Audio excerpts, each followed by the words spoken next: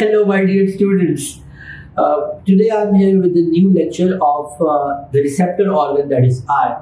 And one thing I must tell you that in Slate, uh, we just focus on those concepts, those things which are very important with your exams point of view. So we try to avoid the gupshup thing, and we try to keep our videos simple and short content, because it's really easy to watch a 10 minutes video and done with the concepts, maybe half of your chapter, and if you complete your chapter in 20 minutes, so I think that's a deal. That's a good achievement. So today I'm here to talk about the receptor organs, and in your syllabus, the receptor organ that we need to study, that we need to discuss, is the eye.